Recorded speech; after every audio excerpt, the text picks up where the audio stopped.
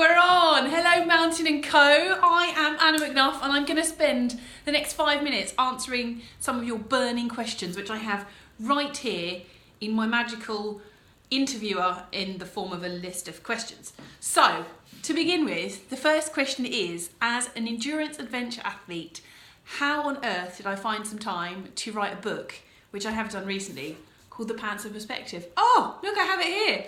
It is a book about running the entire length of New Zealand. That is my bum on the front cover. Basically, I thought, how can I get my bum out into the world? And I thought, I know, I will write a book. So this book actually, it took me about 2 years to write it, which sounds ridiculous, but it's because I kept going off on adventures, and it is quite difficult as someone who loves to go on adventures to sit still and write a book. I did a lot of it in this very office in Gloucester. I'm in Gloucester Docks at the moment. Don't know if you can see, there's a little bit of a, it's actually Kanye West's face on Henry VIII and Kim Kardashian as the Mona Lisa behind me. Obviously Super Ted helped me as well. But no, I spent a lot of my Andes adventure. I spent 6 months in the Andes Mountains, and I would spend a lot of my evenings in the tent using the power generated from my hub dynamo on my bike, firing up my laptop and actually editing my book in a tent at around about 4,500 meters high in the Andes Mountain, which in one sense of the word was pretty difficult because I was absolutely exhausted at the end of every day. But at the same time, I knew that if I did not do my book editing while I was on that adventure, I would come home and I wouldn't have a book, and then it would just drag on and I probably wouldn't find time for the next adventure, and it would just drag on. So basically, I gave myself a deadline. By the end of the Andes trip, finishing in April this year just gone, I would have a final finished product for the book and be ready to launch it. And I actually think when you're that tired, if you've been cycling for 10 hours and then you've got to edit a book, you're less resistant to everything. So my writing, if I had to change things, would be better, because I just think, oh, just don't fight it, just go with the flow. But it is a bit difficult. I definitely find sitting still to write a lot harder than I do actually going out on adventures. But I'm so pleased I did it, and it feels awesome to have something that I can just share with my grandkids. So I can say, look what your Nana did, like she's rocking. I will be rocking then. Right, question number 2. Let's go for it. What was your most memorable moment from the New Zealand adventure? The most memorable moment was a day I spent in the Richmond Ranges, which is way up in the north of the South Island. And I was running along this ridgeline, and earlier on in the day I'd been scrambling along quite a sheer drop of it because I'd got lost and I'd missed all the marker poles I was supposed to be following. And then finally I got to a point where I could run, and the wind was blowing and there were just mountains upon mountains upon mountains in every single direction. And there was no one up there except me. And I'm running along, my hair's getting like tossed all over the place. And I just stop and put my arms up and scream, I am so happy! Because I thought, this is life, you know? I'm absolutely pooping my pants with fear 1 minute and then completely elated the next minute. That is why I come on adventures, and that is what life is about. So that is definitely the most memorable day for my New Zealand adventure, was in the Richmond Ranges up in the north of the South Island. Next question. What has been my worst, scariest moment? Scariest moment, which is pretty much the crux of the old book, is when I actually ended up spraining my ankle pretty badly in the middle of the New Zealand bush, and I was 2 days pretty much from any town or any way of speaking to anyone, and I had to rely on myself, and I was the only one who could make the decision of what I should do at this point with a completely busted, ballooning ankle. And at that point I felt like I was an idiot. So I was way out of my depth. I was just exhausted. I was frightened. I was feeling like a complete fool. You know, what am I, this girl from London, doing in the middle of the New Zealand bush, and now with a busted ankle, and I've got to get myself out of it. And I was just absolutely terrified. I was terrified from a physical point of view and from a safety point of view, but also from the point of, I told people I was going to do this massive run, this huge 3,000 kilometre journey, and here I was, completely buggered in the middle of nowhere, and I thought I wasn't going to be able to finish it. And so from a social perspective, that was pretty frightening, because I thought, how embarrassing is that? But I got myself out of it using my secret weapon, which were the pants of perspective, because when you're wearing a pants with unicorn and robots and rainbows on, like, it's scientifically impossible to be unhappy wearing those pants. So I put them on and I got myself out of that really scary situation, and I am so pleased it happened to me, because I feel so much stronger because of it. I know what I'm capable of now, and I know that as long as I've got food, I've got shelter, I've got water, I can pretty much get myself out of anything. And when you get into your darkest places, you know, that is actually when you learn the most about yourself. So I'm actually quite pleased that scary moment happened. Next question. When I'm preparing for big adventures, how do I go about planning, and how long does it usually take? Depends on the trip. So the New Zealand trip, which was a 6-month trip, I probably started planning it 4 months beforehand, and that was a case of how long is it going to take me to save up the money. I probably can do that in 4 months, which was pretty good at that point because I had a little bit put by.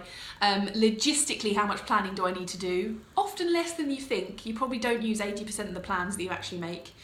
But if it's something monumental, so for my first big adventure, I actually rode a bicycle through every single state of America. I left, and it was a 7-month journey from Alaska to Hawaii, kind of like via this lower 48 states wiggle. And it took me about 1.5 years to plan that, and that was because at the time I had a great job, a job that everyone told me was amazing. I didn't think it was quite so amazing, but it was a nice job, and I had a house with a mortgage on it, and I had no money saved up. I don't save, I just spend it all. And I just thought, right, there are lots of things I need to put in place to make this dream happen, and that pretty much is going to take me 1 year.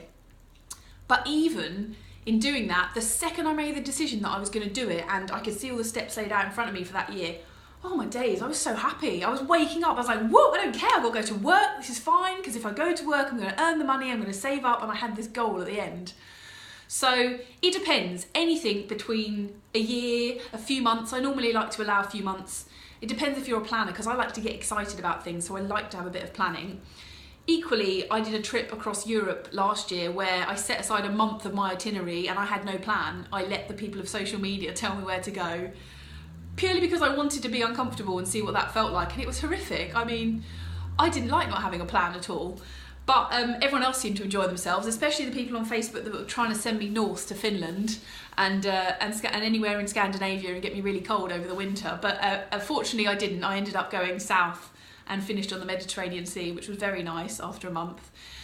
But in short, planning, apparently it's like planning a wedding. I've not got married yet, but planning will take as long as you have, and you can definitely cram it into a few months, but I like to allow about kind of 3 to 4 to get really excited. Next question. Okay. What piece of equipment can I never go without? So something that is going to snap you back to reality. So in this case, the pants of perspective, which are a pair of ridiculous coloured pants. That I would definitely never go without. Something that just makes you realise that you're so lucky. You know, we're born with all this freedom and this opportunity, and we choose to go on these adventures. So I would definitely take something that reminds you of home, or just makes you laugh at yourself, basically, and don't take yourself too seriously. The other thing I find really useful is a buff, a good old buff, or a snood, or whatever they call it. Things that you can use as a headband to keep, like if you've got curly wayward hair, you can keep it as a headband. Or I always get really cold nose. I get really cold nose. Don't know what that is. I need to knit like little bobble hats for my nose. And I find that having something just to keep you just a tiny bit warmer, so not massively warm, but just to add a little bit of warmth, is really, really useful. So definitely a buff is my thing that I would never go without. And the second thing, from a really geeky safety perspective, is a GPS tracker or some kind of spot tracker or DeLorme Garmin device. That means that I can let people know where I am if I have no phone signal, and that's really important, mainly to my mum, but also to my boyfriend, and pretty much for my own sanity as well, to know that if I do get in trouble, there's always a way to get myself out. And it's quite romantic to be able to send 140 character messages from the middle of the bush to your other half, you know, had a great day eating sausages for tea. Lovely. Highlights. Next question. I love that I'm just making myself laugh because I'm in a room by myself. I've just got to do this. Next question. You were chosen as one of the top modern female adventurers by The Guardian. That is true. I didn't even make it up. It's true. How important is it for me to represent women in the outdoor industry? It's so weird when people say this to me, because I feel humbled. I feel so humbled that anyone would think what I'm doing is aspirational or inspirational, because I'm doing it because I love it. But I do honestly think that the best way to blaze a trail is to lead by example, especially for women, because I grew up with two brothers. I don't actually think I realised I was female until I was about 15. And so growing up with two brothers, it never really occurred to me that I wouldn't just do what the boys did. And so I think there can be a lot of chat about women in adventure and us, you know, not being given enough opportunities, and there's not enough presence in the media, which is all true. But the best way to combat that is to get out there and to be there and to try and, you know, be in the media if you can, but basically just pursue a passionate life. And if that is adventure or engineering or all these other things that are conventionally male exploits, then just do them. So it is important to me to, I guess, be a kind of role model in the adventure industry, but I equally think it's important to encourage every other person to try and be that role model, or just do stuff that makes them happy, regardless of whether they're male, female, got boobies and all that. So I think it's very important, and there are more and more women out there doing incredible, amazing things.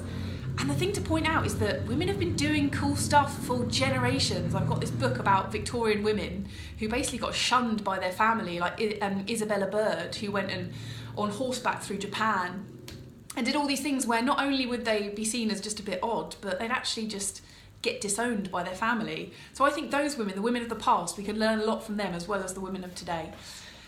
Next question. Okay. I talk a lot about mindset when it comes to achieving my goals. How do I go about keeping positive in hard times? I have some techniques. Denial is my favourite one. I think there was an advert like a while back that said, like, someone came on and was like, denial is not a river in Egypt. I like that.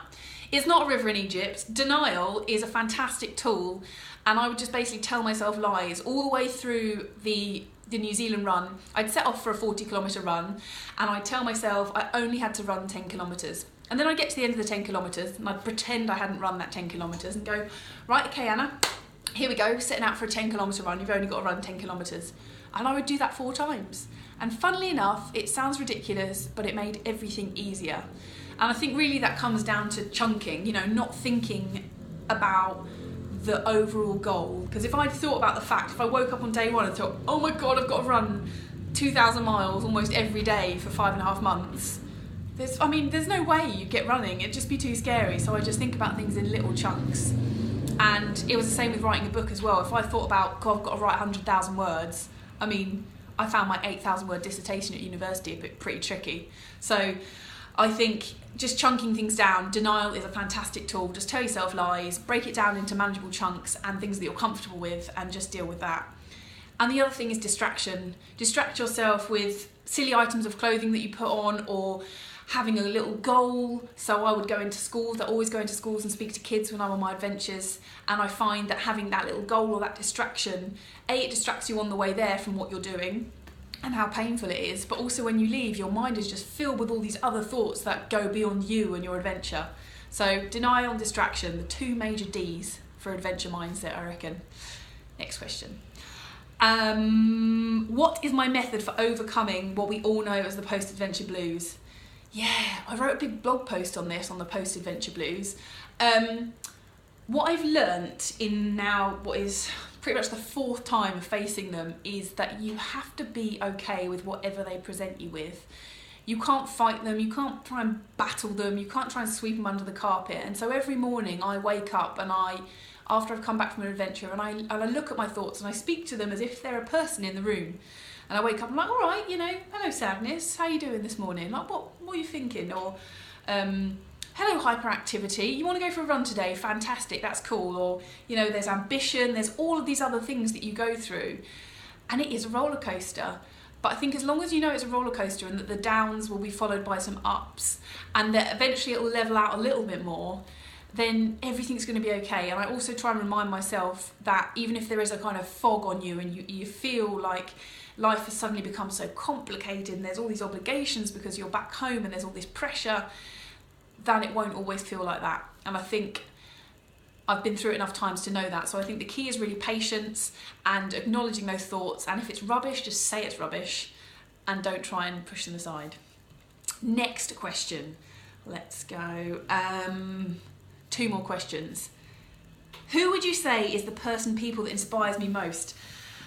Right, my mum is an absolute legend. I mean, I know everyone's parents are legends, but my mum is an absolute legend because every time she hurts herself, she will just crack on and she will not focus on the things she can't do and she'll focus on the things she can do. So I think she broke her rib before we went on one of our family holidays, which is normally a very active family holiday. And I called her up, I was like, oh, Mum, you know, how you feeling? You know, and she's normally done something like slipped on a piece of rhubarb and smacked a rib on a kitchen bin, casual, as you do. I'm like, Mum, how you feeling? You know, she's like, it's okay, it's fine, I've sorted it, I've got my head around it. And I was like, oh, great, Mum, that's so good that you've accepted that you're gonna have to relax for the week. And she was like, no, I've tested it out. If I hold my arm to my side and I breathe only out the other side of my chest, I can definitely make it round the Laguna, the Laguna run that she normally does. My mum. But I love my mum for that. So she really inspires me in that she always sees the positive in any situation and doesn't focus on things she can't do and only things she can. The other person that really inspired me is a lady called Rosie Swales Pope, and she took up running in her 50s when her husband had unfortunately passed away from cancer. And she took off and she ran 20,000 miles around the world just by herself through Siberian winters, absolutely every kind of weather imaginable. She was followed by a pack of wolves at one point.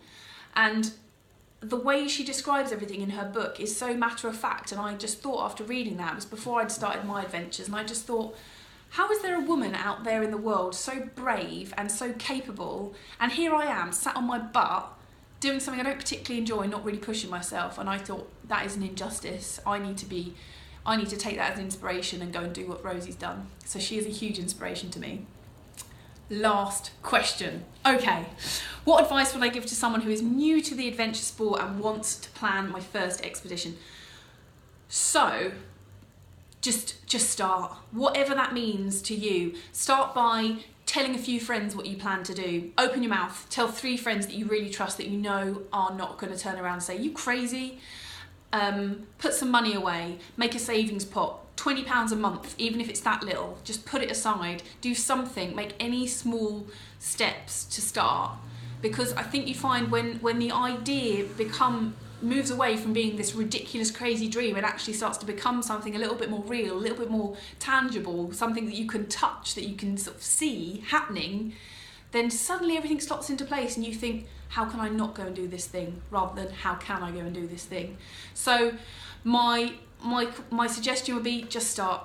Absolutely just start. Take the leap of faith, take a deep breath, and know that fear is an amazing emotion, and whatever is on the other side of that fear is going to be something truly spectacular. And that is it. Good luck, go for it, mega. Let me know how you get on with your adventures.